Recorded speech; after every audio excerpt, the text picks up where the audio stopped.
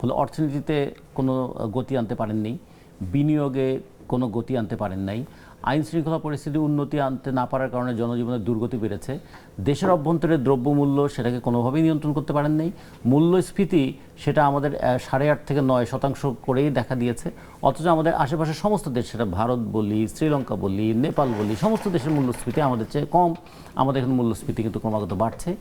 তার সঙ্গে যুক্ত হয়েছে যে একটা গণতান্ত্রিক সংস্কৃতি চর্চা করার জন্য 1.5 বছর একটা গুরুত্বপূর্ণ সময় ছিল। এই সময়ের মধ্যে আমরা গণতান্ত্রিক সমস্ত প্রথা প্রতিষ্ঠানগুলোকে অনেক ক্ষেত্রে ধ্বংসই হতে দেখেছি। সব মিলিয়ে পরিস্থিতিটা এমন যে ছেড়ে দে মা কেঁদে বাঁচি এরকম অবস্থা। যাকে একদিন মাথায় করে রেখে রাখতে চেয়েছিলাম তাকে পরে মাথার বোঝা বলে মনে করতে শুরু করলো। সেক্ষেত্রে তাদের হয়তো বিষয়টা এরকম হলো যে এখন সময় থাকতেই নির্বাচনটা দিয়ে দেওয়া উচিত, এবং যে কারণে শেষ দিন পর্যন্ত তারা যে চুক্তি করলেন একবারও ভাবলেন না আর একদিন পরে নির্বাচন, এই চুক্তিটা করে কতদিনের জন্য দেশটাকে আমরা চুক্তি শৃঙ্খলা আটকে রাখবো। ফলে তারা গেলেন কিন্তু থেকে গেলেন।